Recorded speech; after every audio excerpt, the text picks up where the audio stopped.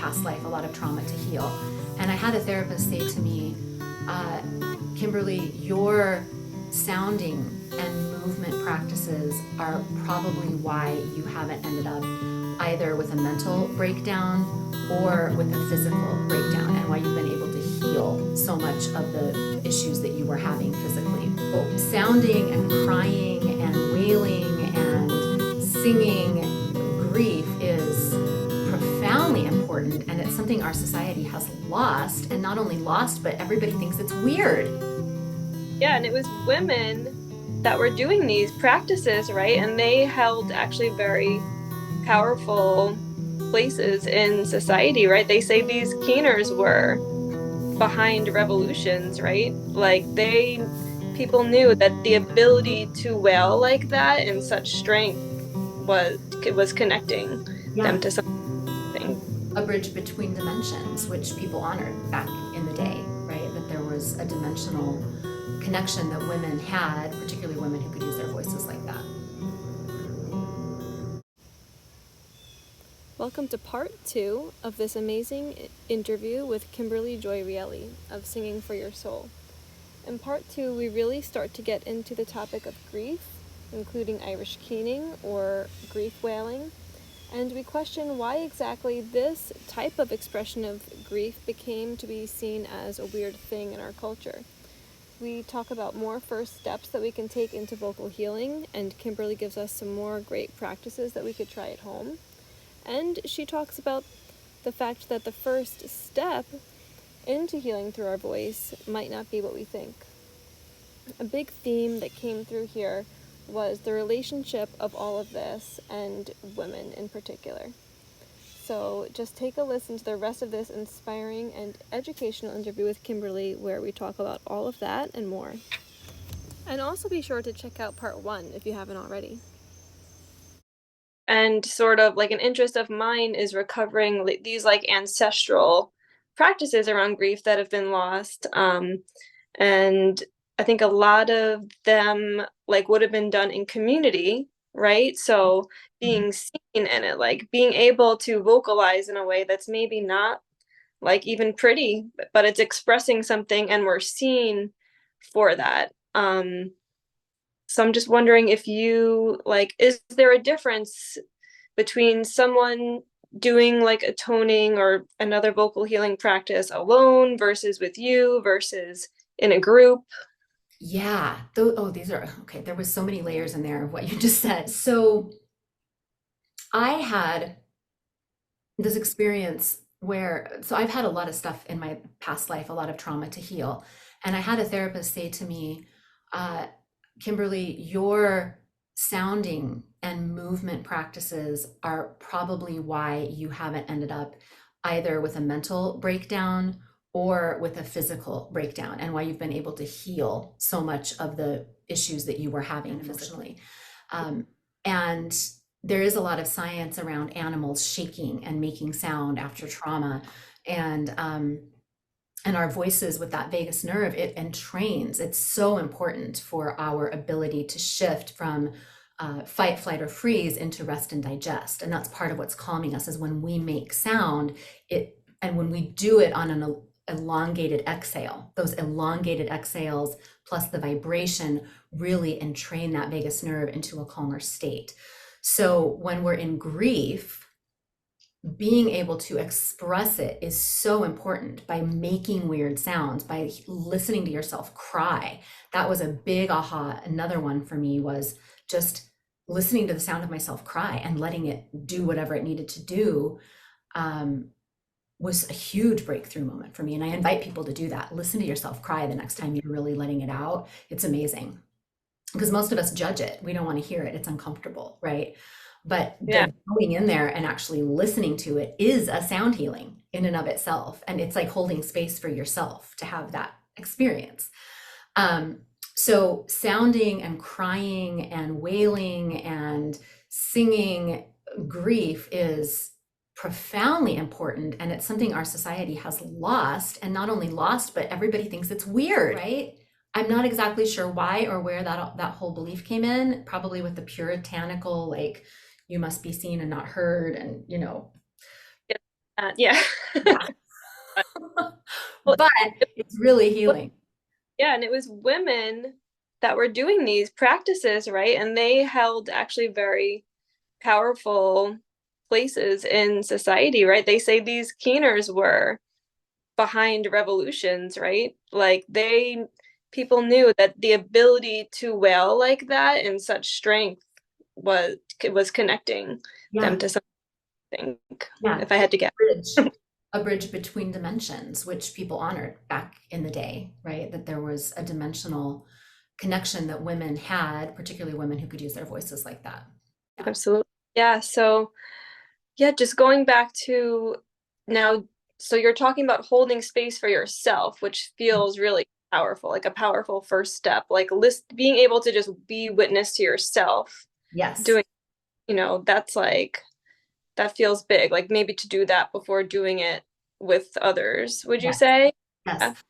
I often recommend, even before people do it in front of me, even if we're doing one-on-one sessions, I will invite them to explore sound on their own. And I give them specific movement, breath, and sounding exercises, but I also invite them to just go play with it.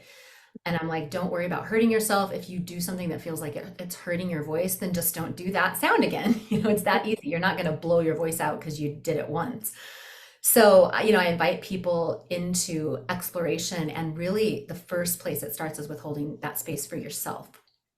And it can stop there. Like if you did nothing else but get comfortable making sound and holding space for yourself to make sound, that is huge in and of itself. Then doing it in front of somebody else can also be further healing, because it's, for most people, going to bring your stuff up and is going to be moving through the fear. Uh, Doing it in a group, I've had really powerful experiences in a group, but I do have two things I want to say about that.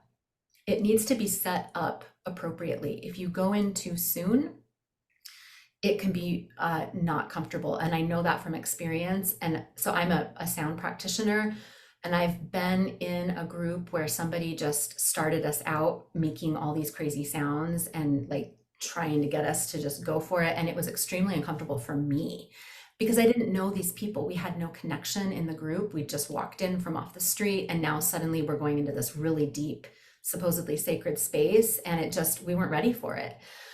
But I found that if we do like a half day workshop or a day long workshop, and we get to know each other and we study some of what sound does, and we connect with each other through voice and sound and breath in a safe way, then people tend to be more open to going in and like getting a little bit more guttural and Yeah. just improvisational with it.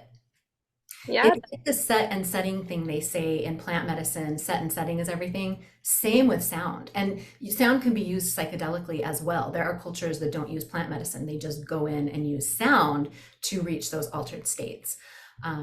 So anyway, there's a lot in there.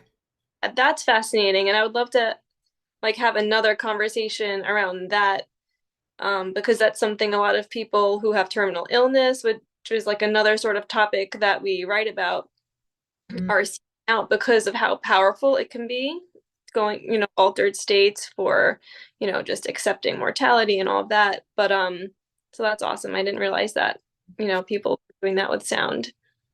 One of the reasons that sound is so great for people who are in a lot of pain chronically or in end of life care, one of the reasons it's so powerful is because sound travels the same neural pathways as pain. And so it can actually numb the pain. And it's really common for somebody to finish a sound healing and be like, I came in with XYZ issues and I don't even feel them right now. They're gone. Um, Yeah. that happened at that sound healing booth that I did a couple weekends ago, where a woman came in. I did like a 3-minute sound healing on her. I mean, we did a 30-minute session, but part of it was talking, part of it was sounding, and then she laid down, and I did this really quick little sound healing with bowls and my voice. And she sat up and she said, I came in with pain in my shoulder and it's gone. So, Wow. yeah. Amazing. So the sound is traveling the same neural pathways. And what do you think is happening when they're transforming that pain? It's vibrating. it's vibrating it, and it's creating more coherence, more beauty, more crystalline structure and patterns. But it's also, just think about how soothing vibration is. It's soothing and it's reharmonizing. So a couple stories. One, I first heard about keening when I was in Irish lit class in my freshman or sophomore year in college. And this was before I was a singer at the time, but I had not gone into the healing realm with voice yet. And my teacher was talking about keening, and I just remember my whole body was like, what is that? I need to know what that is. It spoke to me on many levels. And when I hear about things like the Threshold Choir, which is a group that gets together and they sing for people in end of life care, I just know that sound is so powerful for those transitions. And there was a place I was leading to with that. Oh yeah, so one of the most powerful experiences is when we get together as a group, particularly as women, and start to reclaim our voices and make sound. And I had a group that I led, and we went in and I was playing drum. It was at the end of the day. I was playing the drum and I was just creating sound for them, and, intuitively helping them to feel safe in the space to let their voices start to weave in. And we did that for maybe 20 minutes. And it got to the point where they were open enough that there was a lot of sobbing, there was some screaming, just some like primal stuff coming through, rage. And one of the women emailed me after, and she said that was probably the most powerful healing experience of my entire life, to be able to express the dysfunction of my childhood and the abuse that I endured.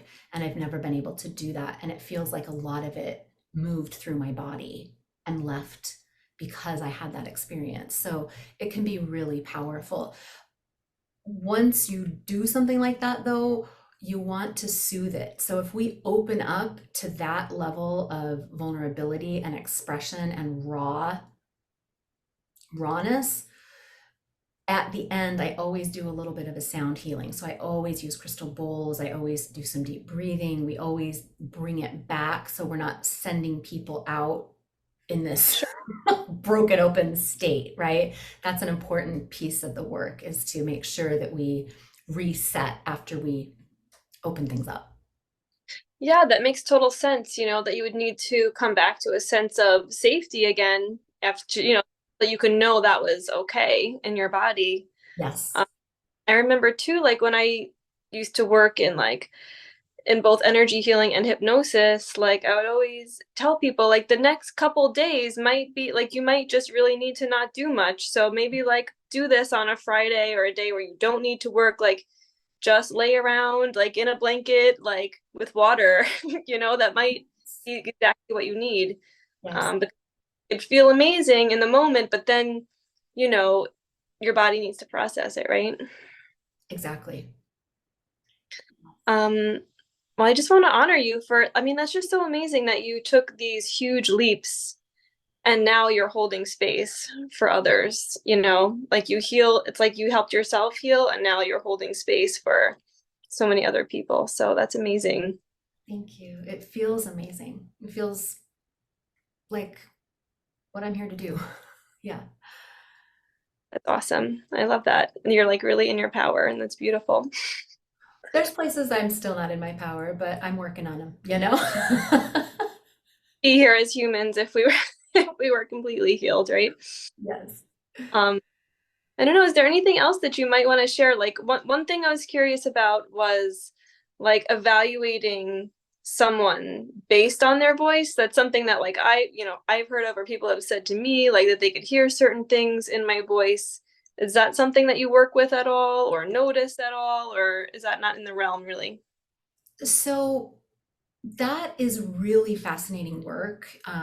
I have had my voice evaluated, and they can tell so many things about us by the sound of our voice. They're actually able to use it more accurately than fingerprints. Wow.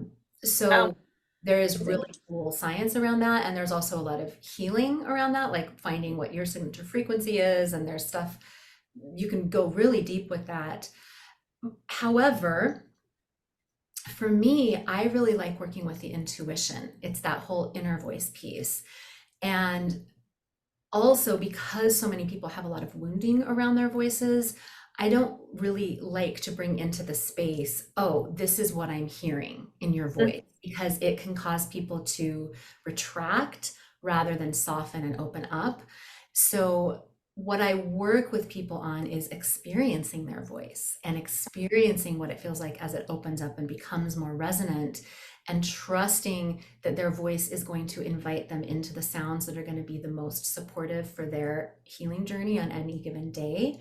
So I tend to really focus more on how it feels rather than how it sounds, because as we get more comfortable with and training ourselves with the sound of our voice, it starts to automatically sound better. It's like a byproduct, a side Yeah, effect rather than the goal. And when I was in academia and the goal was to sound better, it was not working for me. It just triggered me into more fight, flight, or freeze and more anxiety. that makes so much sense. Yeah, that makes so much sense that like being in that evaluative place would keep you from being in that like I guess more somatic or primal place, right? Yeah. For healing. Yeah. That I makes say we make sound to express rather than impress. And that shift is so key. mm. Yeah, and some of the most amazing singers, right? Like Janis Joplin is like one of my favorites. Like you could, it's like raw. It is just like expression, you know. Yeah. So And being that's what really skilled vocalists, they do have a value. We all of our voices have value. The really skilled ones who can go to that primal place create that catharsis for all of us. We experience it in our bodies. It's like that mirror neuron thing. We feel it in our bodies and it's just so good. But it's also amazing to do it for yourself. yeah, that's so interesting. Yeah, and that's like one question that I want to explore too. Like when I'm able to actually like speak to some people that are rekindling this keening tradition, because like it seems to me that keening, and I could be wrong, was more raw, more expression. But a lot of people that are doing it are skilled vocalists. So I'm just so curious how they work, how they go together, and all of that. But A lot of keening that I have heard, yeah, is really, it's like sung and it's pretty. And I'm like, I think there was rawness, there was emotion. Like when I've heard about what keening really was, it was like guttural and maybe there were beautiful melodies and things, but there was all the expression. And when I do sound healings, it was really scary for me for a while, but I eventually started doing more Native American guttural sounds because they just really wanted to come through me. mhm. And that is something that people often remark on. And they will have profound experiences when I'm doing, like I'm drumming and I'm like doing these sounds. Um, so they have a very important place. This, Yeah, yeah. exactly. Yeah, and I think there is like as I don't know that much about this, but there are like names for a lot of these sounds too.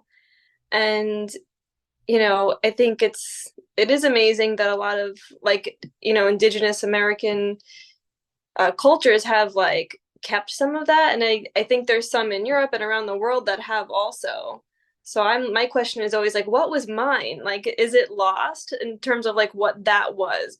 But exactly what you're talking about, there must have been that. And that surely would have connected us with something Mhm. really important, in ourselves. And I think would have been one of the first things like that would have not been okay at a certain point. Right, because it puts you in your power.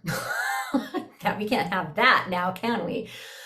But I would say it's in your DNA. So tune in because a lot of the sounds I've brought through, nobody ever taught me how to make, but they feel so aligned with my soul and my body.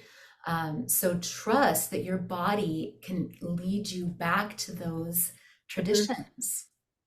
Yeah, it makes total sense that just by taking the journey, like it's a reclamation in itself of sound, right? Yeah. Well, is there anything else that you might want to share? I could go on for days, but I think that's probably good. There was a lot in there. How can people find you? I am at singingforyoursoul.com and they can come to my website. I'm on YouTube. Singing for Your Soul. I'm on Instagram and Facebook, Singing for Your Soul. Just got back on Instagram for the first time in a few years, and it's a wild situation on Instagram. I'm like, what is even happening here? But I'm doing my best. Um, yeah, so they can find me that way. And I do have a free voice class. If you go to my website, you can sign up for that. And it's an hour long. And I teach a lot of different stuff in there around using your voice. And I send a newsletter most of the time weekly with tips around our voices.